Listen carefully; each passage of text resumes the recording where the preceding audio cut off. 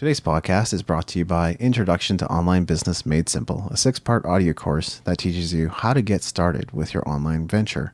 Find out more at usingyourpower.com/course.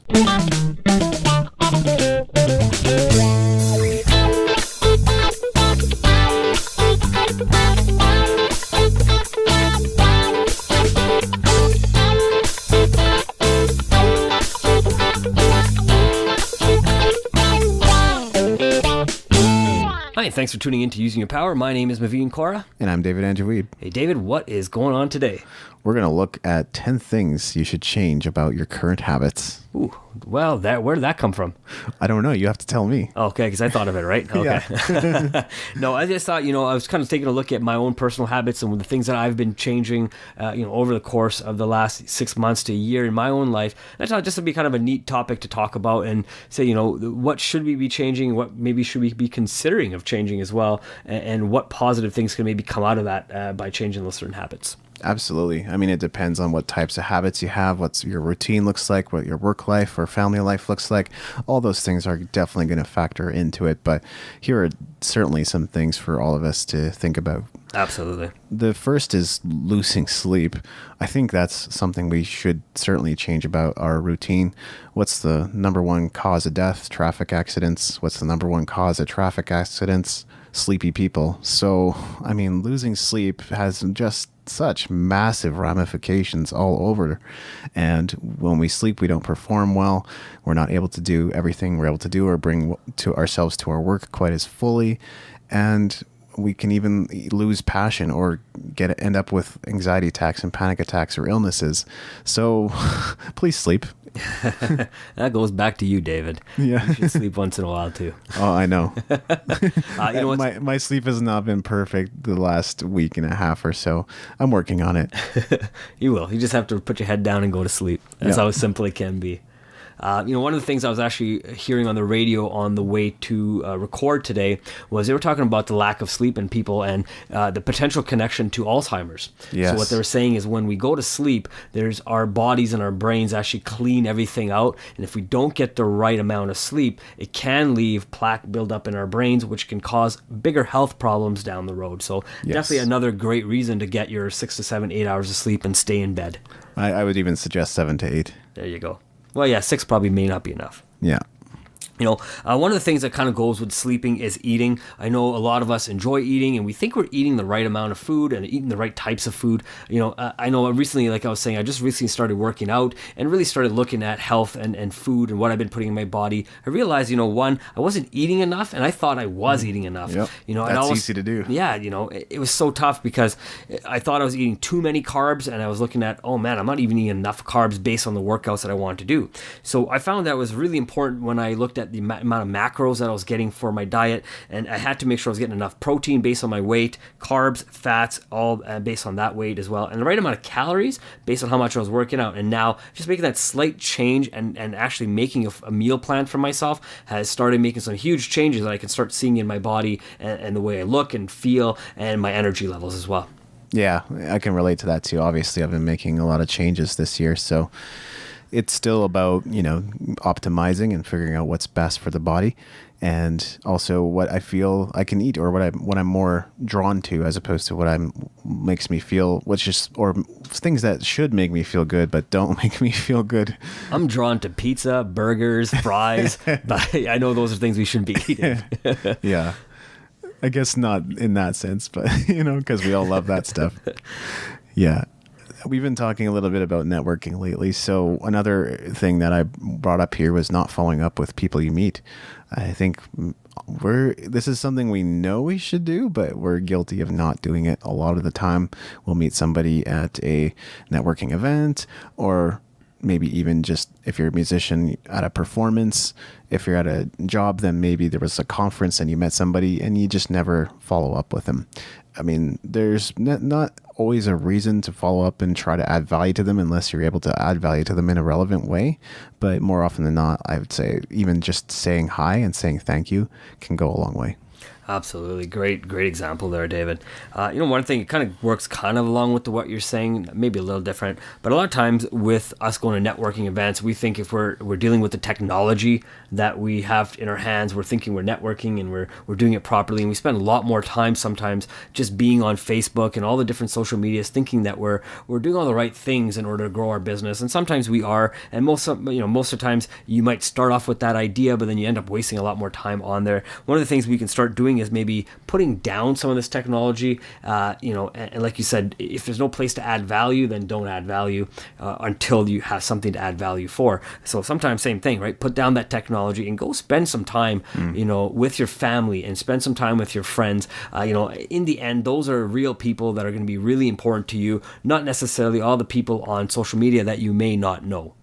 Yeah, I would say that's huge, especially today.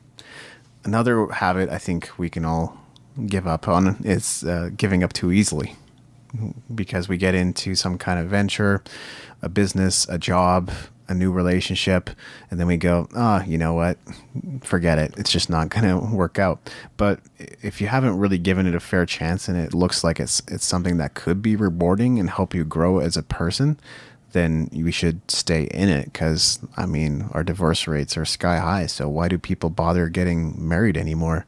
You're just giving up too early and too easily to give it a fair chance. I mean, if you're in an abusive relationship, please find help immediately. If there's huge problems, see if you can somehow reconcile and figure that out. But otherwise, we just give up too easily because we're like, oh, well, I'm 30 now and I don't want to be with this person anymore. Like that's no reason to move on, really. Absolutely. And I'm going to give a slightly different reason where people give up too easily. I know, coming from a sales background, one of the things that I used to do when I first started off was I'd ask one time, the person would say no, and I'd be, all right, I'm done. I did my job today. I asked for the sale one time, and the truth being known is that you must ask for the sale 7, 8 to 10 times before someone is going to say yes to you, right? I know we learned that, with a lot of the projects we're working on, especially on the crowdfunding that we're working on, and some of the new projects that we're going to hopefully take on as well very soon here. If we gave up too easily, there's so many things that we're missing out because we're not asking the right questions to find out why the person is saying no, right? I think we have to push the envelope and change our habits so we have the opportunity to succeed, in sales or in life.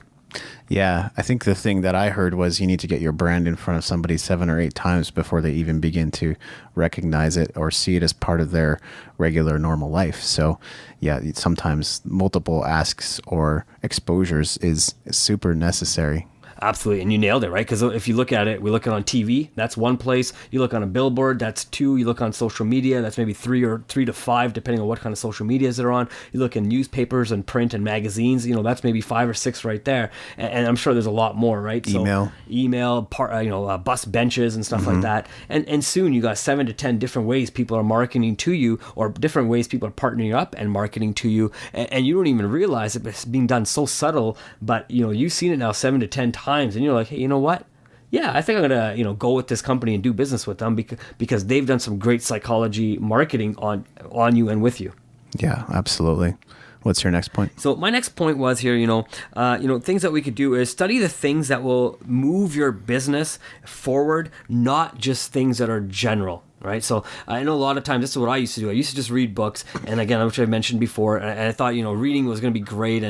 But now what I've started doing is I need to really read the things and listen to the podcasts that I need today, not just read and listen to podcasts that are just going to tell me about everything. Right. So one of the things I know, I've listened to a lot of different podcasts. And one of the things is, they talk about really high level stuff. And I said, well, I'm not quite there yet. So why am I listening to all these high level podcasts and getting all these amazing ideas when I haven't even built the foundation yet of having just a solid foundation? So I started listening to more solid foundation stuff. So now I'm able to get my footing and my foundation is starting to grow, and my readership and is starting to grow, and I know our listenership on Using Your Power is definitely growing every week and every time we release an episode. And it's doing all those right things. And it took us a while to put out a product, because if we had put out a product before we had actually had any experience, it may not be successful, right? So we're doing everything in the right order. But if we had done it first, who knows, we could have failed and may never have continued with this podcast.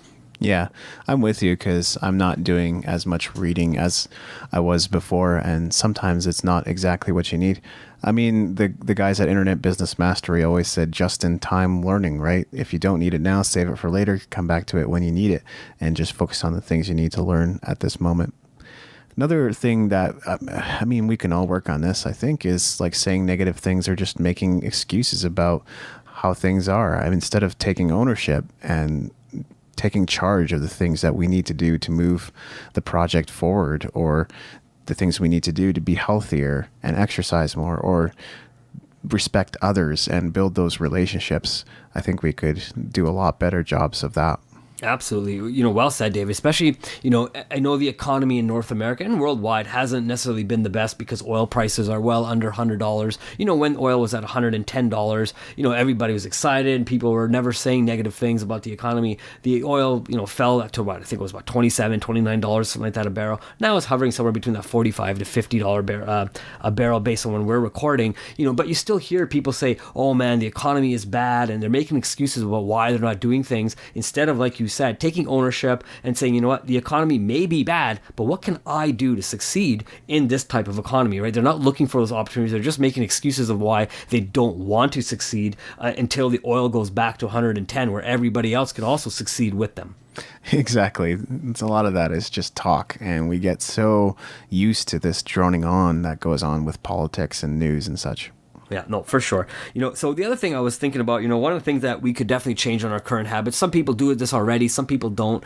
This is something I learned when I used to work at the bank was, if you're going to buy stuff on credit, buy stuff on credit. Obviously better to use cash because you actually have it to use. You're not overspending this way, like we were mentioning the last episode, or a couple of episodes back, that most people spend way over what they make. So if you're using cash, you're only going to really spend within your budget. Once we start using credit, we end up paying, 19 to 20% in interest on money that we spent and on money that never existed. So, we really have to start looking at it the right way. Don't create unnecessary debt. That's really what I'm trying to say. And my point here is when we start creating unnecessary debt for ourselves, booking trips and buying things that we shouldn't be buying, just because it's the new, hottest, latest, greatest. Sometimes it's nice to have those things, but maybe wait till it's on sale. Just a thought. Basically getting better financial habits, right? Something that we could certainly all learn from and do better, I believe. Begin investing in your future now. Read a book like I Will Teach You to Be Rich by Ramit Sethi, and start getting a handle on your personal finances earlier, sooner rather than later, because compound interest doesn't work for you if you don't start earlier. Absolutely. And, even people like Robert Kiyosaki, great financial advice. Tony Robbins, great financial advice as well. So, if you don't have access to books for whatever reason, or audio programming, you can still go to your library and pick up books if you don't want to buy them at this point, because you may not have the money to buy it, and that's fine. The libraries still have some great options on financial books that you can read, and even online, right? Just going online and finding some articles from, maybe Fortune magazine or Business Insight or whatever type of magazines, and just really finding ways that they can help you with that. And I think Dave Ramsey is another great person out there that can help people with their finance, at least give some good advice. Again, some of the advice, you have to look at it based on your own situations, but it can still be applied. Yes, exactly. This is something where I think people could be making, a little bit of a tweak to their mindset, which is adopting the attitudes of people you don't want to emulate. So often, and I think the reason people do this is, people want to have the cake and eat it too. And so they're like, yeah, I want to build a business, but I still want to hang out with all these people that are going to start messing up with my life and are going to be naysayers and are only going to bring negative things. And I go, they're occupying mind space and not even paying rent, to borrow a term or borrow a phrase from network marketing. But it's so true, right? They're not going to help you pay rent when you have a rainy day. They might be fun to hang around with for a while, but what's short short-term gratification going to do? Because as a business owner, we have to think long-term too. And hey, I mean, with my recent changes, I'm all about fun. I enjoy having fun. I want to have more fun. That's great. But this is message for me as it is for anybody else. I don't want to adopt the attitudes of people I never want to emulate. So that's something to be watchful of.